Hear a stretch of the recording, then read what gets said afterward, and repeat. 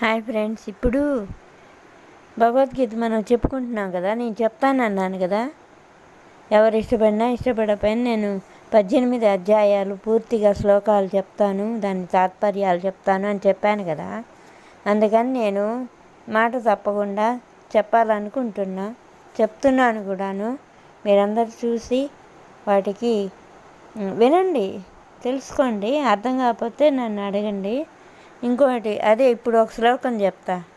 6వది అర్జున విషాద యోగం, మొదటి అధ్యాయం దాని పేరు. దాంట్లో 6వ శ్లోకం చెప్తున్నా. భవాన్ భీష్మచ్చ కర్ణచ్చ కృపచ్చ సమితంజయ అశ్వత్థామ వికర్ణచ్చ సౌమదత్తిస్తదైవ తదైవ చ. అంటే ఇవి గబగబా చదివే అలవాటు నాకు. మీకోసం నేను విశ్లేషించడం కోసం భవాన్ భీష్మచ్చ కర్ణచ్చ కృపచ్చ అని విడివిడిగా చదవాల్సి వస్తున్నది. ఒకవేళ తెలియని వాళ్ళు కూడా చదువుకుంటారు కదా భగవద్గీత పక్కన పెట్టుకొని. అందుకోసం నేను వివరిస్తున్నా. ఇప్పుడు మనం చదివిన ఈ తాత్పర్యాన్ని, ఈ శ్లోకానికి అర్థం ఏంటంటే, ఇది ధృతరాష్ట్ర ఉవాచ అర్జున విషాద యోగంలో 6వ శ్లోకంలో ధృతరాష్ట్ర ఉవాచ అంటారు దాన్ని. కృష్ణుడు అర్జునుడికి ఉపదేశిస్తున్నాడు ఈ భగవద్గీతని. దీని శ్లోకం చెప్తా, దీని అర్థం చెప్తాను ఈ శ్లోకానికి.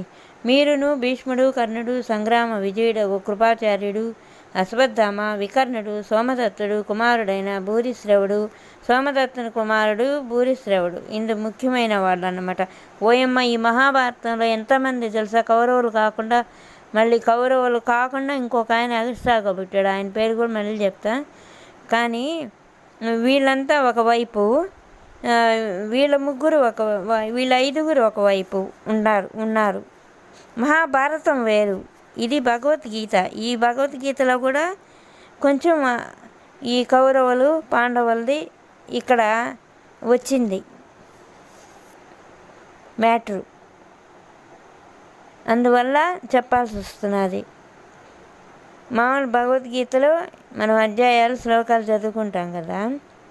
కానీ మహాభారతం యుద్ధం జరిగిందే జరగడానికే ఇప్పుడు ఈ భగవద్గీత బోధించాడన్నమాట అర్జునుడికి కృష్ణుడు ఉపదేశించాడు. అందుకని ఇప్పుడు ఇంత మ్యాటర్ చెప్పాల్సి వచ్చింది. ఇప్పుడు ఈ శ్లోకం చెప్పేశాను కదా, రేపు ఇంకో శ్లోకం చెప్తాను, వినండి.